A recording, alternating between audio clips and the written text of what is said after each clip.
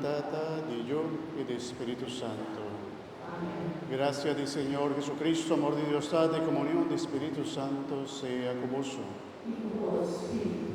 Manalaganos examinar, prepararnos corazón por de ave mês, quando está começando a temporada de Advento, está um tempo também de preparação para celebrar dignamente a fiesta de Cristo, su nascimento.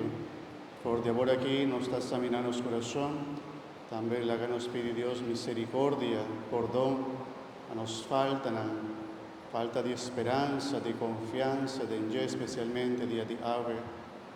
Háganos renovar nuestra esperanza, nuestra confianza en Cristo.